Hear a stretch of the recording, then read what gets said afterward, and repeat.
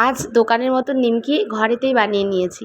তো কিভাবে কি বানিয়েছি পদ্ধতিটা তোমাদের সাথে শেয়ার করে ফেলবো।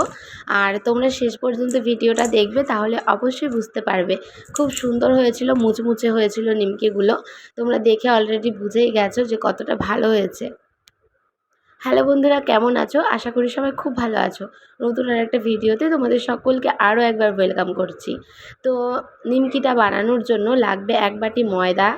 1 বাটি ময়দাতে কিন্তু অনেকগুলো নিমকি হয়ে যাবে। আর এখানে পরিমাণ মতন আমি সাদা তেল নিয়ে নিয়েছি, মানে ময়দাটাকে ময়াম করার জন্য। আর এখানে নিয়েছি বেকিং পাউডার।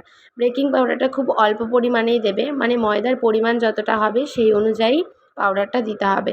আর তার সাথে স্বাদ মতো নুন আর চিনিটা তো লাগবে, এটা মাস্ট। এটা ছাড়া কোনো রান্নাবান্নাতেই কোনো স্বাদ হয় না। তো চলো এবার ময়দাটাকে ভালো করে সুন্দর করে মেখে নিই। তো আমি একটা পাত্রে ময়দাটা ঢেলে নিলাম প্রথমে। এইবার আমি স্বাদ মতন লবণ দিয়ে দেবো। তোমরা তোমাদের পরিমাণ অনুযায়ী লবণ দিতে পারো। আর এইবারে দিয়ে দেবো চিনি, তারপরে দিয়ে দেবো সাদা তেল।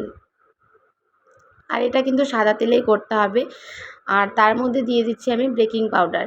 আমার ময়দার পরিমাণটা যেহেতু বেশি নিইনি, একটা ছোট কাচের বাটির 1 বাটি, ওই জন্য আমি এখানে হাফ চামচের থেকেও কম নিয়েছি। নিয়ে এবার এটাকে সুন্দর করে মেখে নেব। নিয়ে তারপর এর মধ্যে কালো জিরে অ্যাড করব।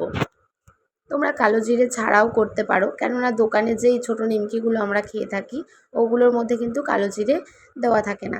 আমার মনে হলো কালো জিরেটা দিয়ে দেখতে ভালো লাগবে, ওই জন্যই আর কি দেওয়া। তো ময়ামটা খুব সুন্দর করে দিতে হবে, যাতে ময়দার কোনো ডালা না থাকে।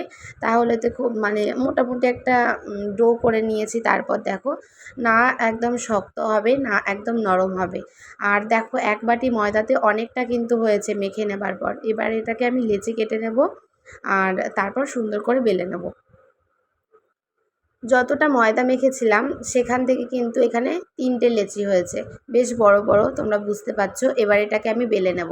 তবে এটা বেলতে গেলে ময়দা বা তোমরা তেল দিয়ে বেলতে পারো, কিন্তু আমি বলবো যে সাদা তেল দিয়েই বেলে নেওয়াটা বেটার হবে। ময়দা দিয়ে বেললে পরে ভাজার সময় কেমন একটা পুড়ে পুড়ে যাবে। তো আমি সুন্দর করে বেলে নিয়ে কেটে নিয়েছিলাম চাকু দিয়ে।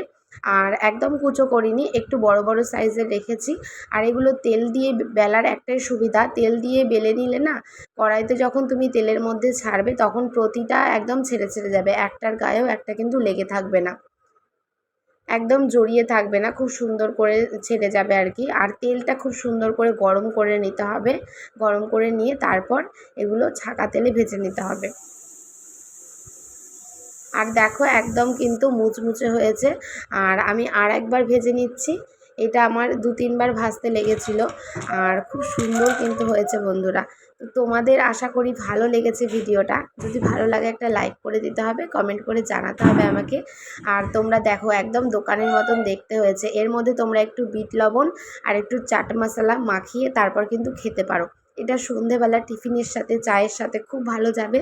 আর বাড়ির বাচ্চা কাচ্চাদের দিলেও খুব ভালো হবে। এটা একদম ঘরোয়াভাবে আমি করেছি, কোনো ভেজাল জিনিস নেই এর মধ্যে, পুরনো তেলও নেই, একদম টাটকা জিনিস দিয়ে বানানো হয়েছে।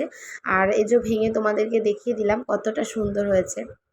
ভিডিওটা বেশি বড় হয়নি, একদম ছোট্ট একটা ভিডিও। তোমরা শেষ পর্যন্ত যারা আমার ভিডিওটা দেখলে তাদেরকে অনেক থ্যাংক ইউ আমার ভিডিওটা দেখার জন্য। আর নিমকিগুলো কেমন লাগছে তোমাদের সেটা কিন্তু জানিও। আর তোমাদেরকে বলবো অবশ্যই একবার রেসিপিটা ট্রাই করো। তো চলো দেখা হচ্ছে নতুন একটা রেসিপির সাথে। টাটা।